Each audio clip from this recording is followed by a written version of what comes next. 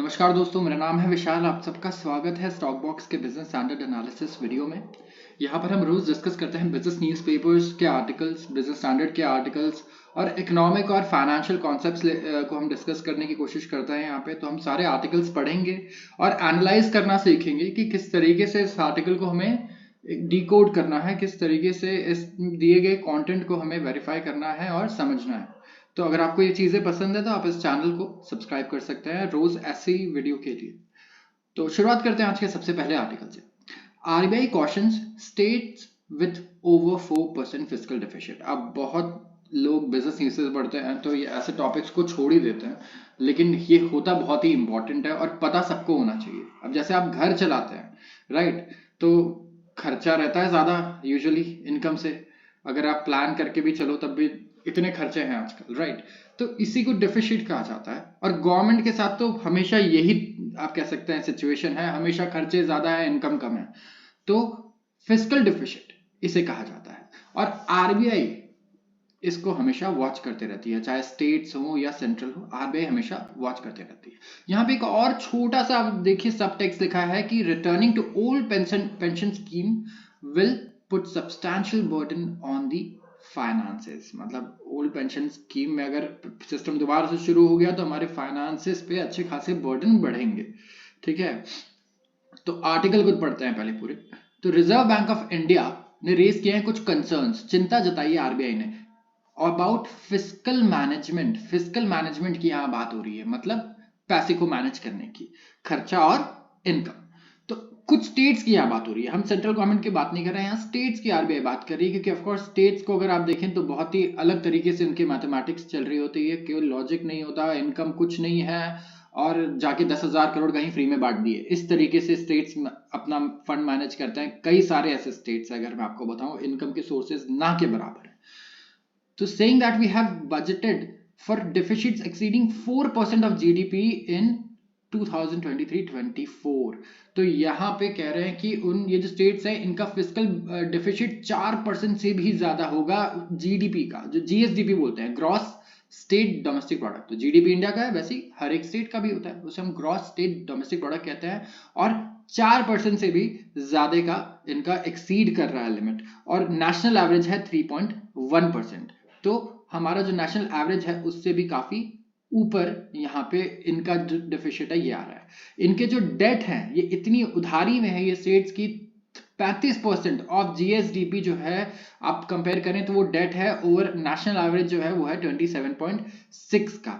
तो इन्होंने जितनी इनकम है हमारी एक साल की, जीएसडीपी जिसे हम कहते हैं, रेवेन्यू, इनकम नहीं होता, देखिए सबसे पहले तो ये होता है रेवेन्यू, जीडीपी। तो बिना खर्चे घटाए जो टोटल रेवेन्यू है उसका 35% तो इनके पास डेट है यहाँ पे। और कोई भी एडिशनल एलोकेशन जो है for non merit goods and services, subsidies, transfer, guarantees, ये जेपरडाइज कर देगा। जेपरडाइज मतलब खराब कर देगा, मतलब हर्ट करेगा फ्रेजाइल फिस्कल सिचुएशन को, जो भी स्टेट्स है इनके। तो ओवरऑल जो पास्ट 2 इयर्स में हमने फिस्कल कंसोलिडेशन की है, कंसोलिडेशन मतलब वैसे क्या होता है, जनरल टर्म्स में कंसोलिडेशन का मतलब होता है कुछ भी जमा हो जाना। जैसे पानी अगर एक जगह गिर के जमा हो जाए तो ये भी कहते हैं कि वहां कंसोलिडेट हो गया है, राइट। ये एक सिंपल अगर मैं आपको बताऊं तो जैसे लावा हो जाता है कंसोलिडेट, हम इसके टर्म्स में काफी यूज करते हैं। तो वैसे ही फिस्कल कंसोलिडेशन एक अच्छी चीज थी कि यहाँ पे जमा हो रहा था, और जो अचीव किया हमने पास्ट 2 इयर्स में वो सारा बेकार हो जाएगा, क्योंकि सब्सिडीज, ट्रांसफर्स, इस तरीके की जो चीजें हो रही हैं इनकी वजह से, ठीक है। तो ये स्टेट्स आरबीआई के इस वक्त रडार में है। Highlighting the medium-term challenges to fiscal sustainability, report has underscored the risk associated with some states contemplating a return to old pension scheme। अब मैं इस पैराग्राफ का आपको मतलब समझाता हूँ, बहुत ही सिंपल चीज है, लेकिन देखिए बिजनेस न्यूज़पेपर्स पढ़ना आप शुरू करते हैं तो ये सब पढ़ के डर लगने लगता है। तो मीडियम टर्म चैलेंजेस की बात करें, अगर मीडियम टर्म चैलेंजेस को आप हाईलाइट करें, ना कि बहुत ही लॉन्ग टर्म, ना ही बहुत ही शॉर्ट टर्म, मीडियम टर्म, ठीक है, जो फिस्कल सस्टेनेबिलिटी के लिए है, ये रिपोर्ट कह रहा है कि जो रिस्क है, किस चीज का risk, contemplating return to old pension scheme. Old pension scheme याद है आपको, आप एक बार गवर्नमेंट जॉब करिए, आपको पूरी जिंदगी पेंशन मिलना है, मिलना, ठीक है, वो भी 6 पे 7 पे कमीशन के साथ, वो भी बढ़ते रहती है अच्छी खासी। अभी कई लोगों के ग्रैंड पेरेंट्स को मिल रही होगी या शायद पेरेंट्स को भी मिल रही होगी। तो यहां पर आप देखें, अगर ये ओपीएस ऑप्ट करते हैं तो इनका कहना है बहुत बड़े बड़े रिस्क यहां पे आ सकते हैं, फिस्कल चैलेंजेस आ सकते हैं। तो आपके घर में भी अगर खर्चा ज्यादा हो रहा है और इनकम कम है तो वो भी आप उसे फिस्कल चैलेंज ही कहेंगे, ठीक है। तो आरबीआई ने वार्न किया कि इसकी वजह से स्टेट्स पे बहुत बड़ा बर्डन आ सकता है, फाइनेंसेस पे, इनकी कैपेसिटी जो है ग्रोथ बढ़ाने की कम हो सकती है। क्योंकि अगर आप मान लीजिए आज मैं चीफ मिनिस्टर बन जाता हूं, मैं कहता हूं मेरे पास 1 लाख करोड़ है, मैं हर 50,000 करोड़ बांट रहा हूं लोगों में, ठीक है, छोड़ दो, पेंशन भी नहीं है ना गवर्नमेंट जॉब, तब भी दे रहा हूं। इशू क्या होगा, पैसा लिमिटेड ही है, ठीक है, स्टेट गवर्नमेंट पैसा नहीं छाप रहे हैं, और मैं आने का तो मैंने सोचा ही नहीं कि कहां से आएगा, जो थे वो दे दिया, बाकी लोन लेके दे दिया। स्टेट गवर्नमेंट को लोन मिल जाता है, ऑफकोर्स गवर्नमेंट है वो।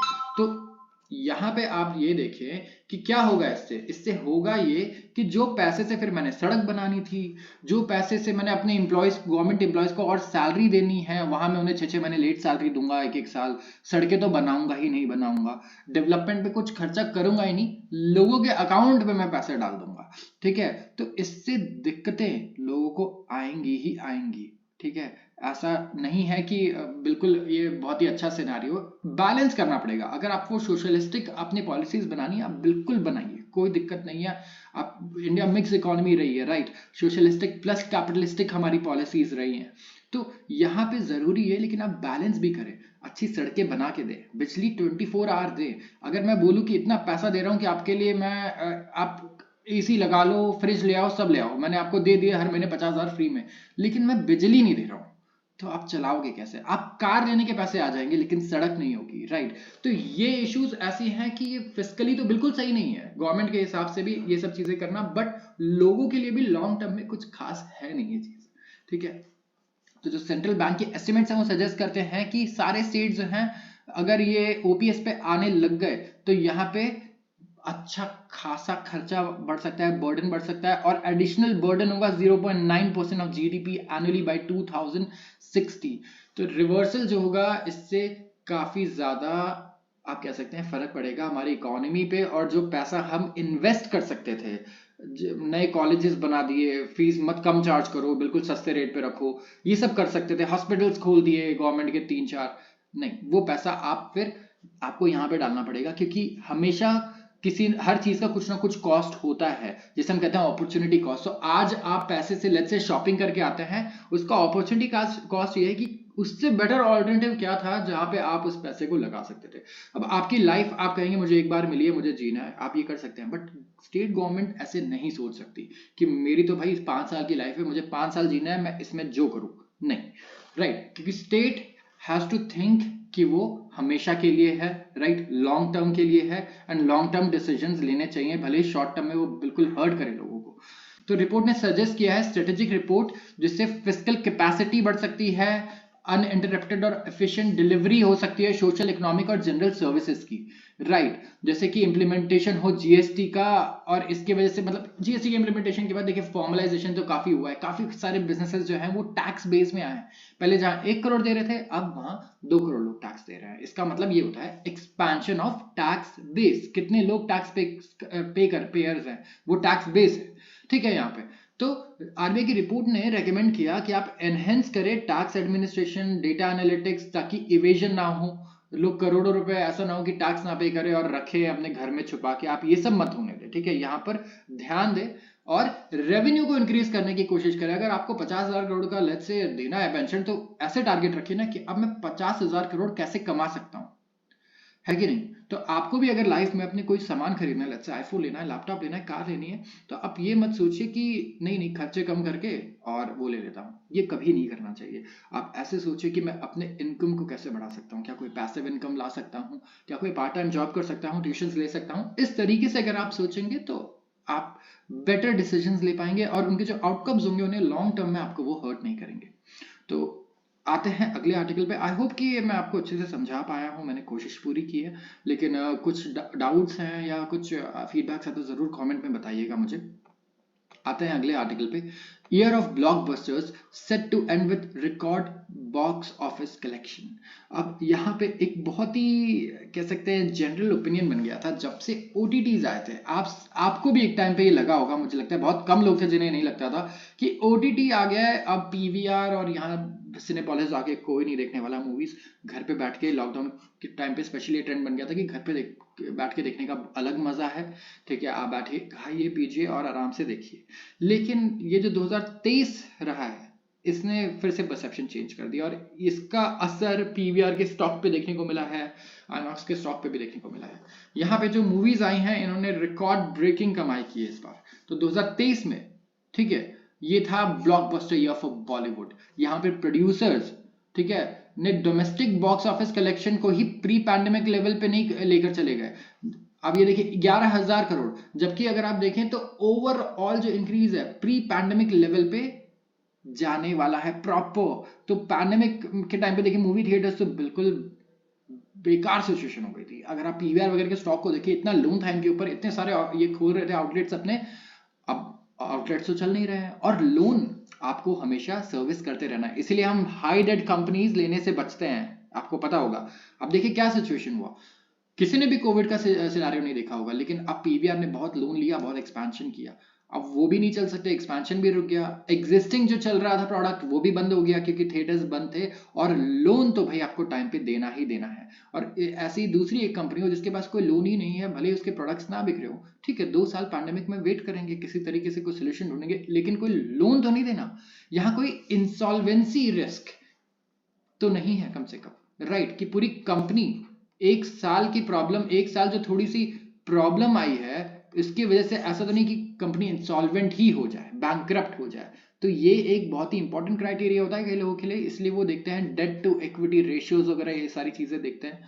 तो आते हैं अब इस आर्टिकल पे। अगर आप देखें ईयर 2022, ठीक है, बॉक्स ऑफिस कलेक्शन जो थे वो थोड़े कम थे प्री पैंडेमिक लेवल से, 10,600 करोड़ के करीब थे, और अकॉर्डिंग टू इंडस्ट्री एस्टिमेट्स। लेकिन जो एवरेज ऑक्यूपेंसी थी परसेंटेज अक्रॉस द स्क्रीन, वो रही है 5% लोअर देन 19। तो ऑक्यूपेंसी अभी भी कम रही है, ठीक है, लेकिन एक्सपर्ट्स का कहना है कि अगले साल ऑक्यूपेंसी भी अच्छी खासी आ जाएगी, ठीक है, टिकट्स के प्राइसेस भी अच्छे खासे हैं अभी, तो कोई चिंता की यहाँ पे बात नहीं है। और large part of increase collection था 2 फैक्टर की वजह से। अब ये 2 फैक्टर क्या है जानते हैं। सबसे पहले, पहली बार ऐसा हुआ कि 4 मूवीज जो हैं जो डोमेस्टिक बॉक्स ऑफिस में आई, उनका कलेक्शन 500 करोड़ से ज्यादा हुआ, ठीक है, ये रिकॉर्ड है बॉलीवुड के लिए। इसमें रणबीर कपूर की एनिमल है, ठीक है, जो कि अभी हिट करने वाली है, नंबर अभी 432 करोड़ पे है। शाहरुख खान की 2 ब्लॉकबस्टर्स, पठान और जवान, और गदर 2 जो कि काफी अनएक्सपेक्टेड था लोगों के लिए, जहां पे बहुत ही बढ़िया कलेक्शंस देखे गए, रिकॉर्ड ब्रेकिंग कलेक्शंस देखे गए। और जो बॉक्स ऑफिस नंबर्स है एवेटार के, जो लॉन्च हुई थी 2022 के एंड में, उनके कलेक्शन ने भी करीब करीब 390 करोड़ दे दिया हमें इस साल, क्योंकि वो 22 के एंड में आई थी, तो 23 में भी उससे अच्छा खासा कलेक्शन आ गया। तो 5 मूवीज का ही कलेक्शन आया है 2600 करोड़ बॉक्स ऑफिस कलेक्शंस में, ठीक है। और जबकि 22 में एक ही मूवी थी जो 500 करोड़ के मार्क के पास आई थी, और ये थी KGF चैप्टर 2, जिसने कलेक्ट किया था 434 करोड़ बॉक्स ऑफिस में। अब डिफरेंस देखिए, ठीक है, कहाँ यहाँ पे 4 मूवीज आ रही है 500 करोड़ के ऊपर, और यहाँ पे एक मूवी थी और वो भी 500 करोड़ टच नहीं कर पाई थी। तो किस तरीके से ये इंडस्ट्री, आप देखिए मूवीज के इस पे चलती है, अगर अच्छी मूवीज आ रही हैं, लोगों का इंटरेस्ट लगा रहता है, तो यहाँ पे ग्रोथ लगातार आपको देखने को मिलती है यहाँ पे। तो जो पीवीआर के आजकल आपको सीईओ भी कई कई जगहों पर दिखते होंगे, कमल जी, और उन्होंने कहा कि it was an amazing year for the movies, right, and it was amazing year for people जिन्होंने ऐसे इन स्टॉक्स में पैसा भी निवेश किया। आप में से किसी ने किया है तो जरूर बताइएगा। पीवीआर वगैरह के स्टॉक्स में अगर किसी ने पहले लिया हो, शायद कोविड के लेवल पे या उसके बाद भी, तो काफी अच्छा रिटर्न यहाँ पे उन्हें मिल रहा होगा, मैं ये कहूंगा, राइट। तो आज के लिए बस इतना ही। अगर आपको वीडियो पसंद आई हो तो जरूर लाइक करें वीडियो को, और चैनल को सब्सक्राइब करना बिल्कुल ना भूलें। आप सबका बहुत बहुत धन्यवाद।